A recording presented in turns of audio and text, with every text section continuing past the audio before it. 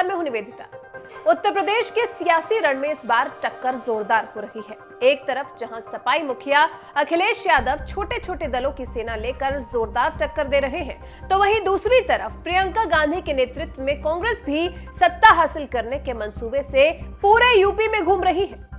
जबकि 4 बार मुख्यमंत्री रह चुकी मायावती भी अब अपने बंगले से निकलकर चुनावी मैदान में कूद गई। यानी कुल मिलाकर विरोधियों ने बीजेपी को हराने के लिए अपना पूरा दमखम लगा दिया है। लेकिन इसके बावजूद लगता है मोदी योगी की जोड़ी के आगे इन विरोधियों की दाल नहीं गलने वाली है, क्योंकि जिस तरह के सर्वे आ रहे हैं वो बता रहे हैं कि सत्ता विरोधी लहर के बावजूद एक बार फिर यूपी में भगवा लहरा सकता है।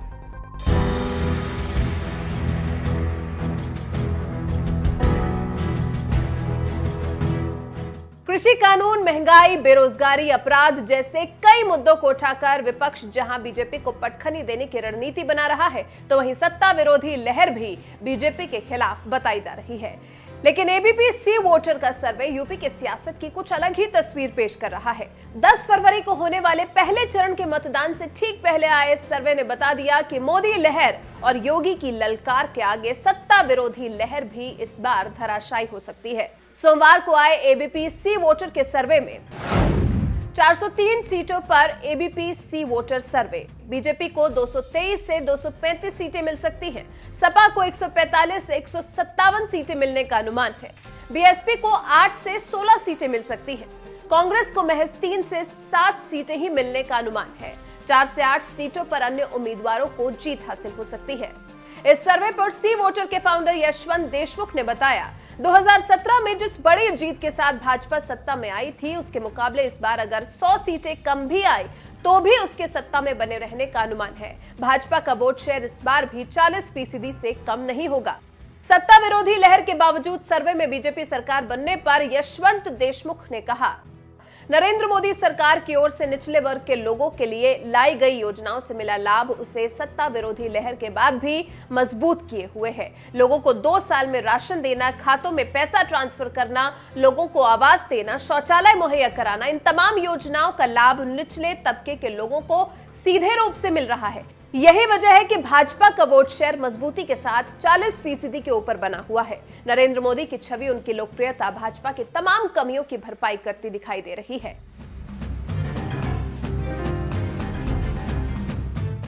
एबीपी सी वोटर का ये सर्वे बता रहा है कि सत्ता विरोधी लहर और महंगाई, बेरोजगारी, किसानों के मुद्दे के बावजूद सीटें भले ही कम आ रही हो, लेकिन यूपी में सरकार तो बीजेपी ही बना रही है। तो वहीं दूसरी तरफ चुनावी मैदान में खूब पसीना बहाने के बावजूद अखिलेश यादव की सपा बहुमत से बहुत दूर नजर आ रही है। और ऐसा भी नहीं है कि बहुमत से दूर होने पर बीएसपी या कांग्रेस नतीजों के बाद उसकी मदद कर सकती है, क्योंकि इस सर्वे में बीएसपी को जहां महज 8 से 16 सीटें मिलती नजर आ रही हैं, तो वहीं लड़की हूं, लड़ सकती हूं वाली प्रियंका गांधी की कांग्रेस तो लड़ाई में ही नजर नहीं आ रही। उसे महज 3 से 7 सीटें ही मिल रही हैं। यानी विपक्ष भले खूब हाथ पैर मार ले, लेकिन सर्वे के मुताबिक यूपी में आएगी तो बीजेपी ही। एबीपी सी वोटर के इस सर्वे पर आपका क्या कहना है? अपनी राय हमें कमेंट कर जरूर बताएं। साथ ही कुछ दिनों पहले यूपी में वर्चुअल जन चौपाल करने वाले पीएम मोदी ने इस दौरान विपक्षियों के खिलाफ क्या कुछ कहा, आइए आपको सुनाते हैं। भाई और बहनों, माफिया से इस लड़ाई में हमारी सबसे बड़ी ताकत हमारी माताएं हैं, हमारी बहनें हैं, हमारी बेटियां हैं।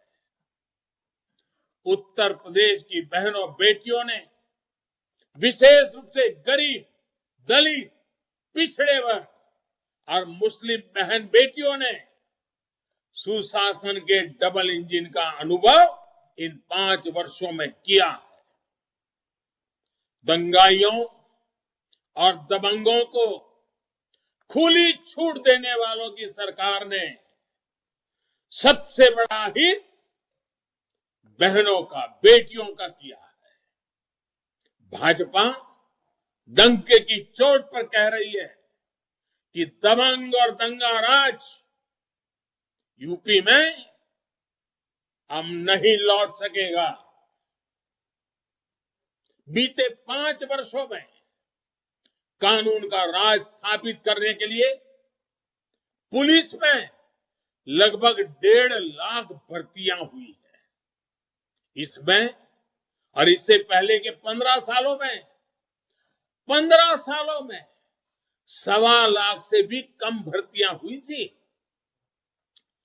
इसमें भी अगर बेटियों की भागीदारी देखी जाए तो 2017 से पहले यूपी में 12,000 से भी कम महिला पुलिसकर्मी थी, जबकि योगी जी की सरकार ने सिर्फ 5 वर्षों में 20,000 से अधिक बेटियों को पुलिस में भर्ती किया है।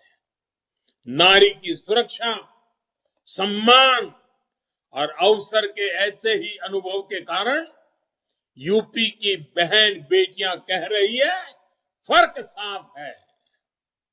भाइयों और बहनों, जब मैं दंगाइयों को